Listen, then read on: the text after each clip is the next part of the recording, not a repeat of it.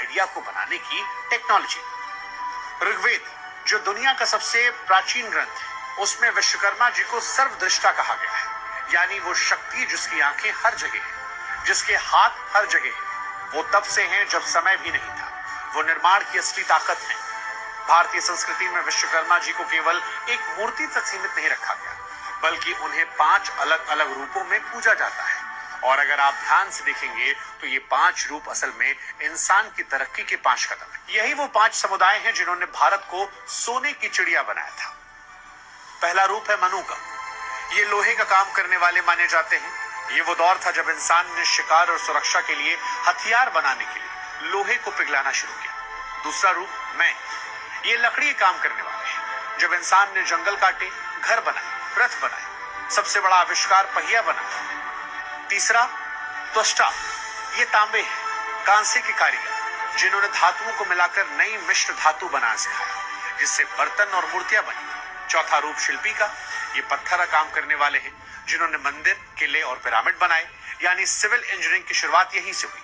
और पांचवा जो है अंतिम, वो है विश्वज्ञ। ये सोने चांदी काम करने वाले हैं। सोना चांदी केवल गहना नहीं, प्राचीन समय में इसका इस्तेमाल ऊर्जा और मंदिरों के शिखर के लिए होता था। यानी विश्वकर्मा जी ने इंसान को सुई से लेकर जहाज तक और झोपड़ी से लेकर महल तक बनाने का हुनर दिया। वो हर उस हाथ में बसते हैं जो कुछ नया बना रहा है। अब बात की जाए उनके आविष्कारों की, जिन्होंने आज के वैज्ञानिकों की नींद उड़ा रखी है। विश्वकर्मा जी ने देवताओं के लिए ऐसे हथियार बनाए जो आज की परमाणु शक्ति से भी ज्यादा खतरनाक। हम सब ने सुना है, भगवान इंद्र का वज्र जो था वो दधीची ऋषि की हड्डियों से बना था। लेकिन एक इंजीनियर की नजर से आप सोचिए, हड्डियां तो कैल्शियम होती हैं, वो इतनी मजबूत कैसे हो सकती हैं कि पहाड़ को तोड़ दे। यहीं पर विश्वकर्मा जी की बायो इंजीनियरिंग का पता लगता है। उन्होंने हड्डियों में मौजूद कार्बन को एक खास तरीके से बदला, जिसे आज हम ग्राफीन या फिर कार्बन नैनो ट्यूब्स कहते हैं, जो स्टील से 200 गुना ज्यादा मजबूत होता है। ब्रश केवल एक हथियार नहीं था, वो बिजली को एक दिशा में फेंकने वाला यंत्र था, जिसे आज हम डायरेक्ट एनर्जी वेपन कहते हैं। इसी तरह भगवान विष्णु के सुदर्शन चक्र को हम एक घूमता हुआ हथियार मानते हैं, लेकिन इसकी खासियत क्या थी? ये एक बार हाथ से छूटने के बाद दुश्मन का गला काटता था और वापस लौटाया करता था। आज की फौजी भाषा में कहें तो बूमरैंग ड्रोन या गाइडेड मिसाइल। लेकिन सुदर्शन चक्र उससे भी कहीं आगे था। उसमें सेंसर थे। वो भीड़ में भी बेगुनाह को छोड़कर केवल पापी को निशाना बनाता था। यानी उसमें आर्टिफिशियल इंटेलिजेंस जैसी तकनीक भी उस दौर में थी, जो दुश्मन के शरीर की गर्मी या उसकी धड़कनों को पहचान कर हमला करती होगी और काम खत्म होने पर वापस अपने लॉन्च पैड यानी भगवान की उंगली की तरफ आ जाया करती थी। हजारों साल पहले ऐसी तकनीक की कल्पना कर पाना भी आज असंभव लगता है। विश्वकर्मा जी की सबसे चर्चित रचनाओं में से एक पुष्पक विमान, जिसे उन्होंने पहले कुबेर के लिए बनाया और बाद में रावण ने उस पर कब्जा कर लिया। रामायण में लिखा गया है, मनोवेग यानी विमान मन की गति से चलता था। अब आप सोचिए कि इसमें कोई स्टीयरिंग व्हील, गियर या बटन नहीं था। पायलट जो सोचता, विमान वही करता। आज एलोन मस्क की कंपनी न्यूरालिंक इसी टेक्निक पर काम कर रही है। उनका मकसद है कि इंसान केवल सोचकर कंप्यूटर या मशीन को कंट्रोल कर सके। आज हम अपने दिमाग से कर्सर हिलाने की कोशिश कर रहे हैं, लेकिन त्रेता युग में विश्वकर्मा जी ने पूरा का पूरा विमान माइंड कंट्रोल से उड़ा दिया था। इसके अलावा प्राचीन वैमानिक शास्त्र में सिर्फ पुष्पक विमान नहीं, बल्कि शकुन विमान, रुक्म विमान और त्रिपुर विमान का भी जिक्र है।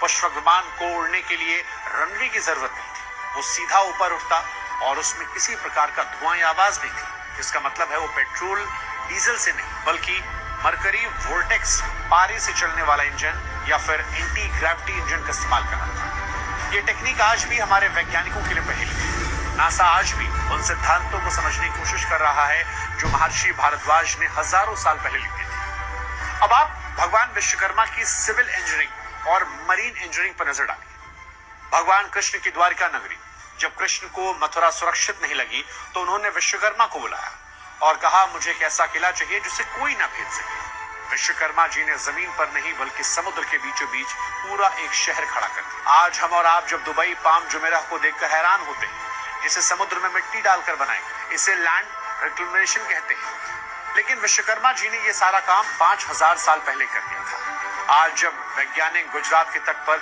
समुद्र के नीचे खोजबीन करते हैं तो वहां उन्हें एक विशाल दीवार, बड़े बड़े लंगर और भारी पत्थरों के अवशेष मिलते हैं जो चीख चीख कर गवाही देते हैं कि द्वारिका कोई कहानी नहीं थी, एक हकीकत थी। विश्वकर्मा जी जानते थे कि समुद्र के खारे पानी से इमारतों को कैसे बचाना था।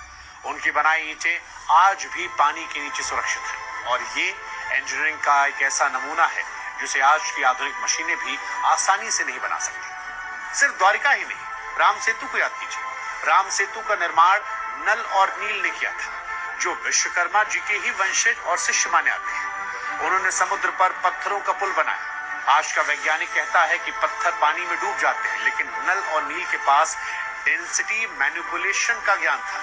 उन्होंने ऐसे पत्थर चुने या बनाए जिनके अंदर हवा की थैली, एयर पॉकेट जैसी थी, जैसे आज का प्यूमिन स्टोन होता है, लेकिन वो पत्थर इतना मजबूत था कि पूरी वानर सेना का भार उठा सके। अब आप सोचिए कि बिना किसी कंक्रीट और पिलर के उफनते समुद्र के ऊपर 48 किलोमीटर लंबा पुल बना देना, क्या ये किसी चमत्कार से कम है? अगर आपको लगता है कि द्वारिका और लंका तो गायब हो चुकी है, तो चलिए मैं आपको जीवित सबूत दिखाता हूं जो आज भी मौजूद है और जिन्हें देखकर मॉडर्न साइंस अपना सिर पीट लेती है। पहला, महाराष्ट्र कैलाश मंदिर। एलोरा की गुफाओं में मौजूद ये मंदिर ईंट पत्थर जोड़कर नहीं बनाया गया, बल्कि पूरे पहाड़ को ऊपर से नीचे काट कर बनाया गया। इसे मोनोलिथिक स्ट्रक्चर कहते हैं। वैज्ञानिकों का अनुमान है कि इसे बनाने के लिए 4 लाख टन पत्थर बाहर निकाला गया। लेकिन हैरानी की बात यह है कि वो 4 लाख टन पत्थर कहां गया?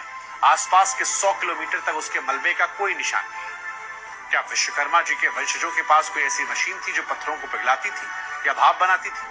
आज की सबसे बड़ी 3D प्रिंटिंग मशीन या लेजर कटर भी एक पहाड़ को इतनी सफाई से नहीं काट सकती। दूसरा, ओडिशा का कोणार्क सूर्य मंदिर। कहा जाता है कि इस मंदिर का निर्माण इस तरह से किया गया कि मंदिर की मुख्य मूर्ति हवा में लटकी रहती थी, किसी धागे या सहारे से नहीं, बल्कि चुंबकीय शक्ति से।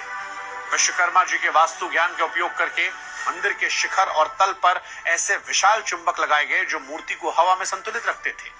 और आज हम मैग्लेव ट्रेन्स की बात करते हैं जो चुंबक के सहारे हवा में तैरती हुई चलती है, लेकिन हमारे पूर्वजों ने हजारों साल पहले ही चुंबक और ग्रेविटी का ये खेल समझ लिया था। अंग्रेजों ने उन चुंबकों को निकाला क्योंकि उससे उनके जहाजों के कंपास खराब होते थे, लेकिन वो टेक्निक आज भी एक रहस्य है। तीसरा, दिल्ली का लौह स्तंभ। कुतुब मीनार के पीछे खड़ा ये लोहे का खंभा 1600 सालों से खुले आसमान में, बारिश धूप सब झेल रहा है, लेकिन आज तक इस पर जंग नहीं लगी। आज हम स्टेनलेस स्टील की बात करते हैं, वो भी कुछ सालों में खराब हो जाता है, लेकिन हमारे पूर्वजों ने इसमें फास्फोरस का ऐसा मिश्रण किया कि ये आज भी नया लगता है। ये विश्वकर्मा जी की मेटलर्जी का वो चमत्कार जिसे आज का विज्ञान पूरी तरह कॉपी नहीं कर पाया। विश्वकर्मा जी केवल मजबूती नहीं, सुंदरता और इल्यूजन यानी भ्रम के भी उस्ताद थे। और इसमें सबसे पहला उदाहरण है रावण की सोने की लंका, जिसे सोने की चादरों से मढ़ा गया। सोना एक ऐसा धातु है जो पॉजिटिव एनर्जी को बढ़ाता है, उस पर जंग नहीं लगता। लंका को डिजाइन इस तरह किया गया कि सूरज की रोशनी पड़ते ही पूरा शहर जगमगा उठता। ये सोलर एनर्जी के इस्तेमाल का एक खास अनोखा तरीका था। कहा जाता है कि लंका में लिफ्ट जैसी सुविधाएं भी थी, जहां पर अपने आप खुलने वाले दरवाजे, जो उस समय की ऑटोमेशन तकनीक को दर्शाते हैं। ऐसा ही कुछ महाभारत काल का इंद्रप्रस्थ नगर भी था, जिसे पांडवों के लिए बनाया गया। ये नगर ऑप्टिकल इल्यूजन यानी नजर के धोखे का चमत्कार था। वहां के फर्श ऐसे थे कि पानी जमीन जैसा लगता था और जमीन पानी जैसी। दुर्योधन जैसा महारथी भी वहां धोखा खा गया और सूखे फर्श को पानी समझकर अपने कपड़े ऊपर कर लिए। आज के समय में हम वर्चुअल रियलिटी, होलोग्राम्स और ऑगमेंटेड रियलिटी की बात कर रहे हैं। इंद्रप्रस्थ उसका प्राचीन रूप है। वहां दीवारों पर ऐसे शीशे रत्न लगे थे जो बिना सीसीटीवी कैमरे के महल के हर कोने पर नजर रख सकते थे। सिर्फ इमारतें नहीं, विश्वकर्मा जी ने वास्तुशास्त्र का भी निर्माण किया।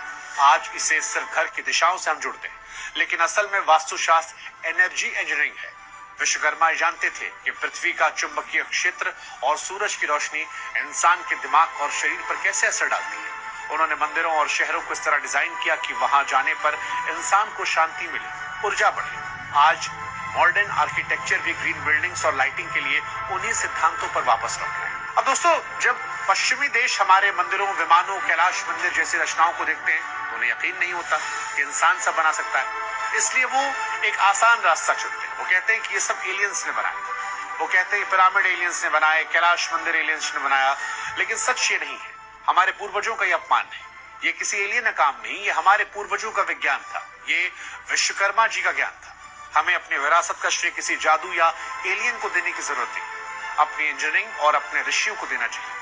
हमारे पास वो तकनीक थी जो समय के साथ खो गई। आक्रमणकारियों ने हमारी नालंदा, तक्षशिला जैसी यूनिवर्सिटीज को जलाकर नष्ट कर दिया, जिससे ज्ञान भी धुएं में उड़ गया। हैरानी की बात यह है कि आज ही भारत का हर मैकेनिक, हर इंजीनियर, हर कारीगर 17 सितंबर को अपने औजारों की पूजा करता है। ये केवल अंधविश्वास नहीं, ये उस चेतना का सम्मान है जो बेजान लोहे में जान डाल देती है। आज का विज्ञान मशीनों को इंसान से बेहतर बनाने में लगा है, लेकिन विश्वकर्मा जी का विज्ञान मशीनों को इंसान का दोस्त बनाने में लगा था। उनका संदेश था कि तकनीक का मकसद